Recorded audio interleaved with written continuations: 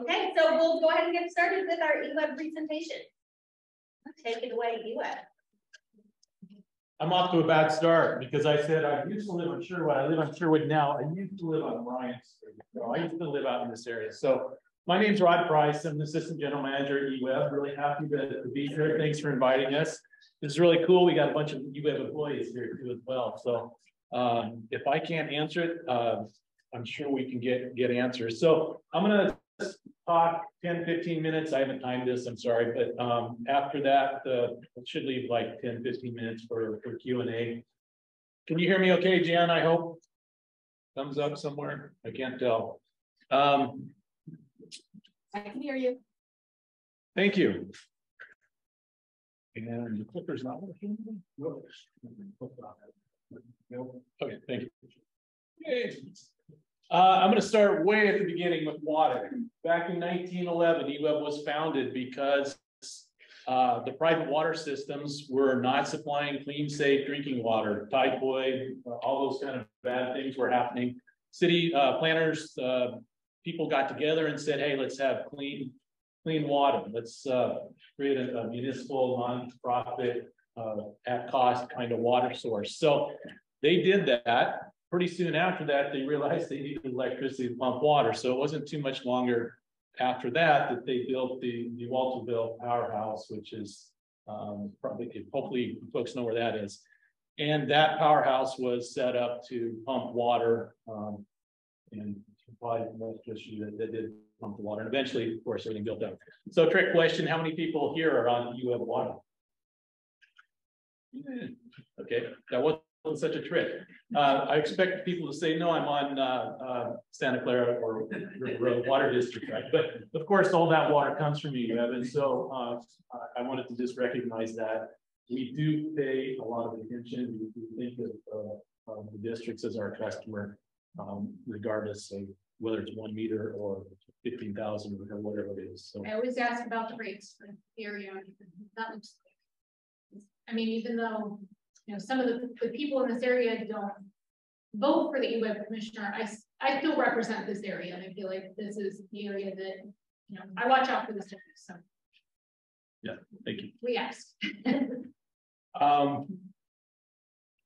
We're a public utility, of course, which means we are not for profit. I always like to throw that in. So we are a cost-based utility. I'm going to come back to some of these numbers, so pay attention to them. Right now, our budget this year is $474 million. That's total water and electric all in.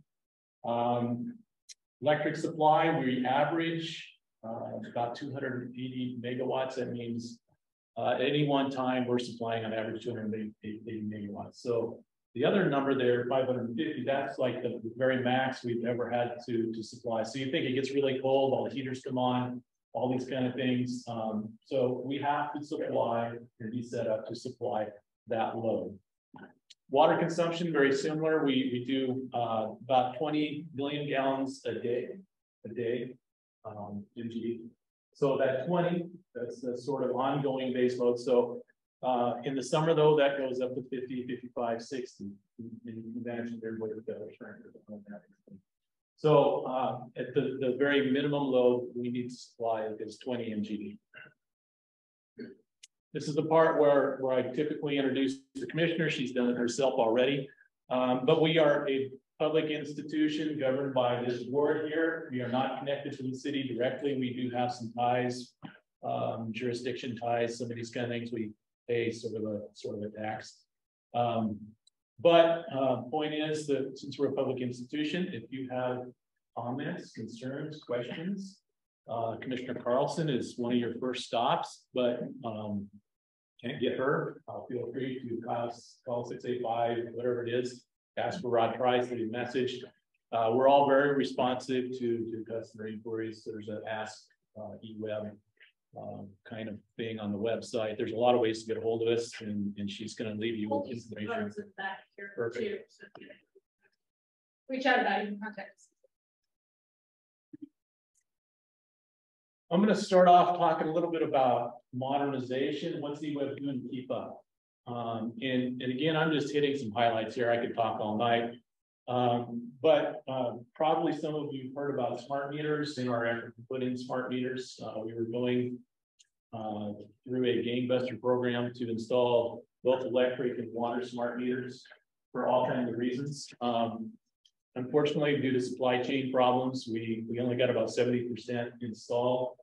And that was, gosh, over a year ago, I think. And so we just got word this week that the supplies to finish this up will be delivered hopefully sometime October, November by the end of the year, which is good news because those meters allow us to do a number of things. And so one of the things I did is I put up our leak detection program. So the meter sits there and sends out information and it goes into some magic black box somewhere in the computer, and out comes, if you have a leak, out comes a note that says, hey, we notify the customer you've got a leak.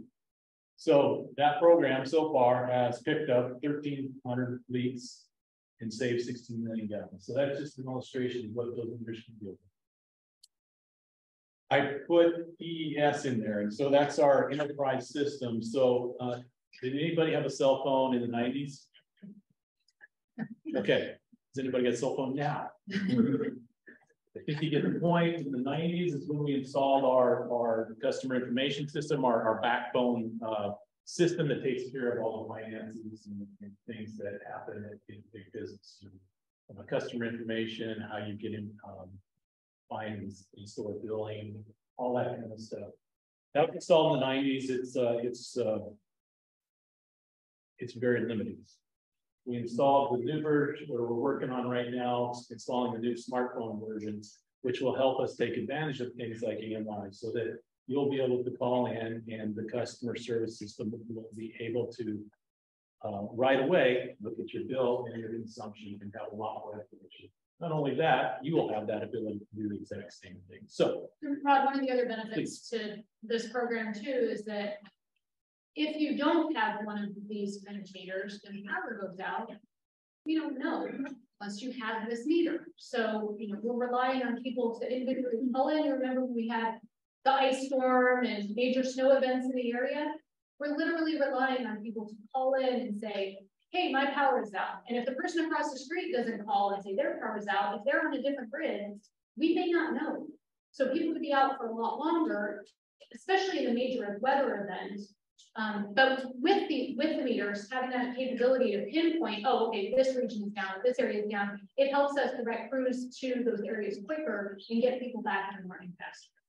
Yeah, it's already, even with the meters we've installed, it's already improved our outage response times. The other thing I threw up there, which you might ask, well, what's so great about a newsletter, right? I will tell you that one of the other things we've tried to do is modernize, and it's back to that cell phone thing, right? Anybody on social media here? Okay, wrong crowd. But the point is, for you all, I've got handouts in the back. Okay, so you can pick up your paper copies. For the other generations, we have done a nice job of adding to our communication staff, and they are doing awesome work. We've got Facebook and what are some of the things? Not Snapchat, but the other one, Instagrams, all kinds of cool stuff, right? EWEB facility. Yeah. On Facebook, Instagram, YouTube. Okay. Anybody use email? Please tell me yes. Okay.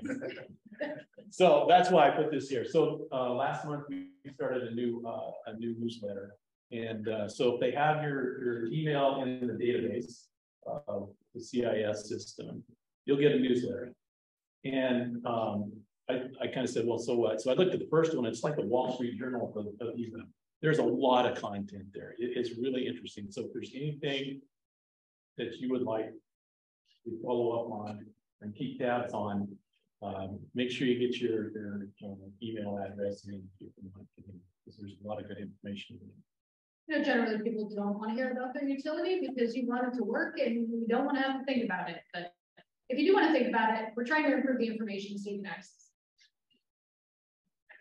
Yes. And just a couple quick things. I'll talk about rates first, just to kind of talk about these. And so this is a graph of our residential rates. We, for a period of 6 out of 7 years, haven't raised electric rates, and roughly the same in the water.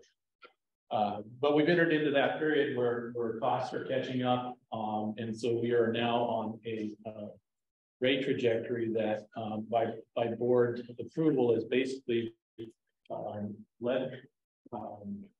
guided by the principle of inflation. So we're trying to do everything we can to maintain rate trajectories that are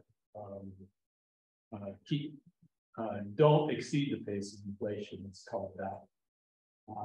So one of the things that we are doing rate increases for, though, is reinvesting in our system. We have a lot of old stuff in our system. In particular, so if I go with the electric system in the 40s, I'm sorry, in the 60s and 70s, there was a whole big build now. That stuff is coming to the end of life. And we're seeing it in different parts of town. Same with the water system. There are pieces to that that have been deteriorating. One of the things, the storage tanks, I'll talk a little bit more about, but they've been in service since the 40s in some cases, and so those are not very earthquake resilient. So there's a lot of system upgrade work that we're doing. So our capital plan is pretty ambitious, and that's a big part of the rate increases. And this is not something that the board takes lightly. We understand that this is a critical service for our community, and any discussion about raising rates, we constantly think about those who have limited income, seniors on fixed incomes. This is a critical piece of what we do, and any discussion around raising rates goes through a long process, because we want to make sure that we're doing absolutely everything we can to hold that down. I started on the board in 2017, right at the beginning there, and I've been very fortunate that we've gone through this process of keeping it down, and now we're at a place where we just can't do that anymore. I mean, we're seeing places, I think what PG&E came out and it was a 15% rate increase in 1 year. I mean, this is hard work to keep this down with all of the inflationary pressures and the kind of supply chain issues that we've been seeing, because every time we have supply chain issues, it skyrockets the costs. Our transformers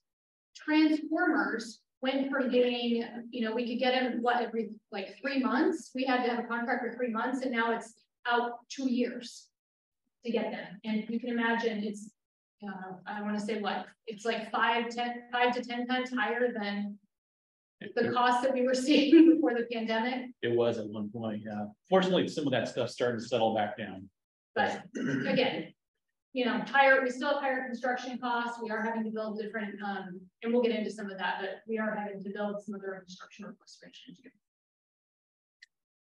The other thing that's been in the news somewhat is the power shutoffs, the planned power shutoffs for wildfire concerns. Doesn't affect people that probably out in this area as much as the South Hills and the upriver system where we have our high-risk fire zones. But we have submitted a plan to the PUC. We are now working on all kinds of mitigation measures.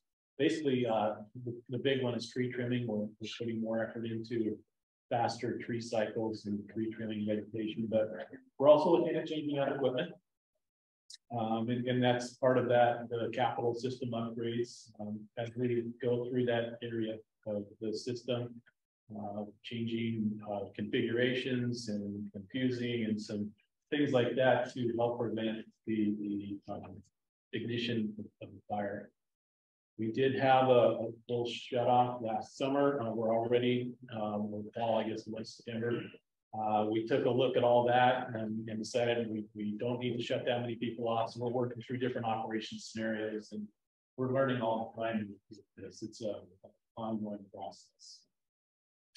This person is really happy because we're giving away money to them. So EWEB has a lot of programs. We have programs for, and there's a lot of the brochures that are out there. There's green power, there's new greens and things like that. I mentioned the fire, water holiday farm fire created some challenges for our source. Our main source right now is the Kingsey River. That's where the fire burned. So we're putting a lot of money and effort into the restoration up there. That's a $3 ad or something on your bill, or whatever. But a lot of programs going on, grants, loans, those kind of things for insulation. We're still doing that. Conservation is still the easiest, most cost-effective resource for the energy we have.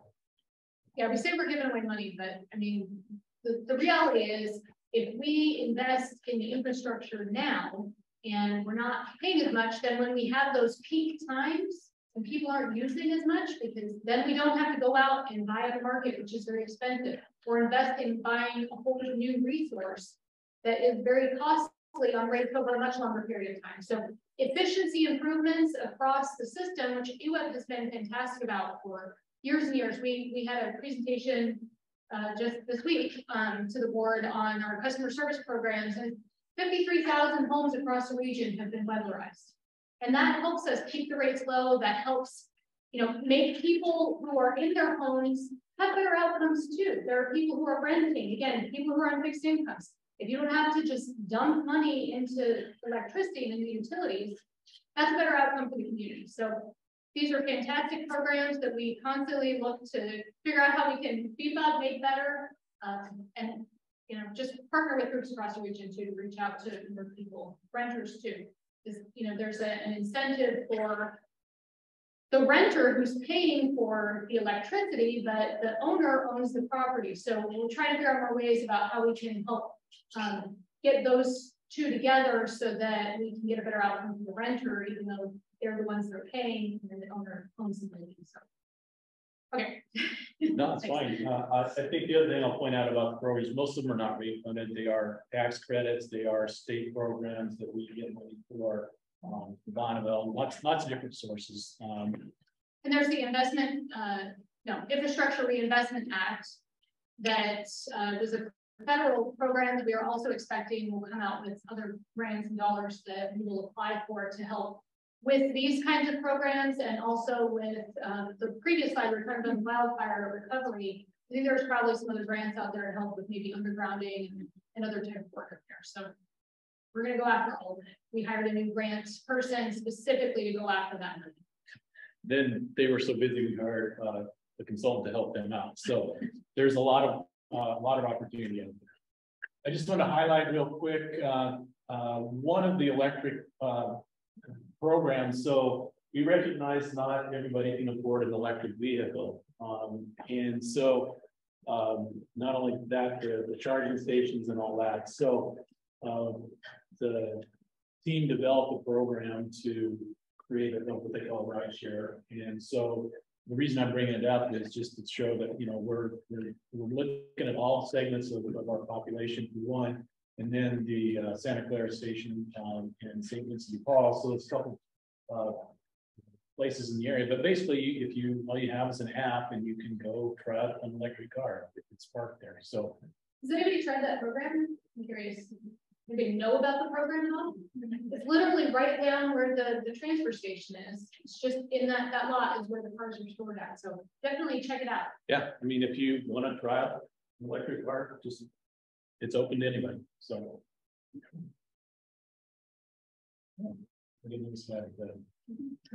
that's right. I'll just touch on this real quick. I think maybe some folks came out and talked about this at one point, but the short of it is Lieber Canal, is out of service due to federal requirements and safety.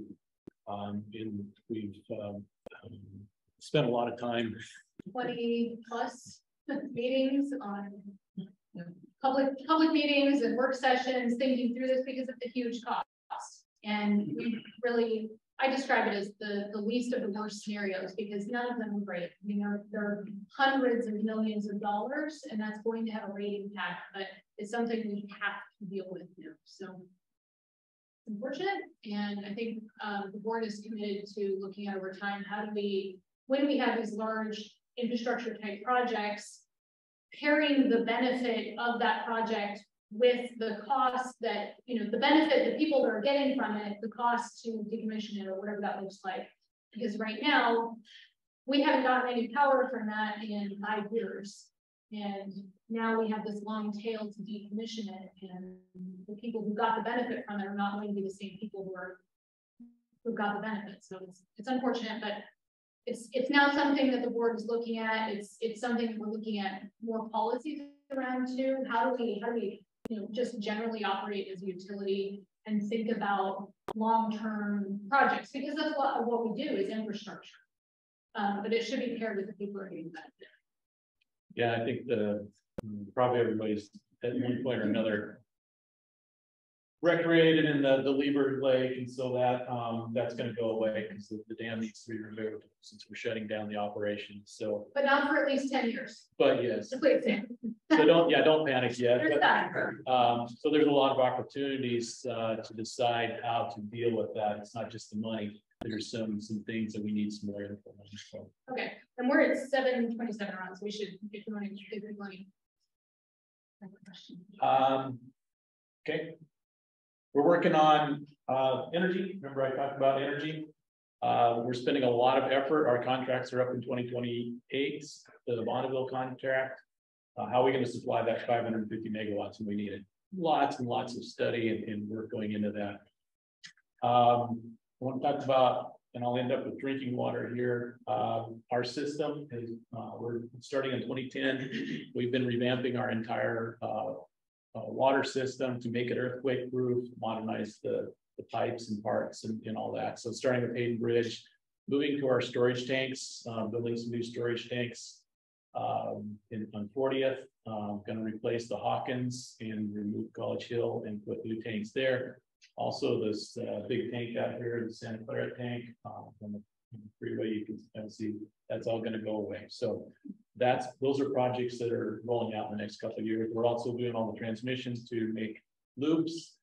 And the other thing I wanted to talk about and make sure everybody's aware of, if our water system fails, we still hope to provide drinking water, say in an earthquake. We have these pumping stations we're setting up in wells around the city. So take a look at those, make sure you know where those are. Contact information. So Howard, you wanted Howard Elementary to be the closest one? Yes, thank you. I was trying to hurry up. Okay. Questions? I know we don't have a lot of time left. Yeah, okay, pretty quick one. Sure. So on the Lieber dam, you said that there was construction in 2032. Is that deconstruction or something replacement of the dam? That's the way to say it, deconstruction, yeah. Okay. Secondly, solar power. I didn't see anything other than solar power. We do have solar incentives. That was buried in one of those green parts. Perfect. And thirdly, you said something about access. I went up to the Beltline new building and they wouldn't let me in to ask some questions. That's so is there any walk-in or not? And so at the headquarters building that we sold to we're in the process of selling so it won't be there, but at the headquarters building, we've worked out, or we're working on a plan with the city of Eugene to keep some staff in that building. So that's typically where people have been able to ask questions. So you can call and make an appointment to if you need like customer service help. Is that what you're asking for? Yeah. With your bill or something like that? Yeah. Yeah. So you would call the main number and you can set up an appointment to meet people at the headquarters. The building you went to is our operations center. It's just, you can talk to engineers or something. You wouldn't get anywhere. So nice, there. I see somebody there. It's like a computer and I totally get it. And I'll tell you, before I retire, I have a goal of making a lobby there and doing something, but it's not there yet. Okay, other solutions. My question is on the water meters that have come in. How are those replaced very quickly today? Because the electrical is about, and we put those in. How would they do them? There's a bit more of a process for that. You should probably answer this. Yeah, I don't do that. It's still only about 15-minute process. They would take that old and put in the old. Yeah, depending on what meter you currently have, some of them are AMI ready, so you can move them smarter, then you don't disrupt the water service. Otherwise, yeah, it's 15 minutes is a wash your line and we're so good and off and on. So there's a caveat here. If it's a nice pool and everything's all kosher and everything, but so they sit out before he gets there. We put them, gets there, there's a whole bunch of processes.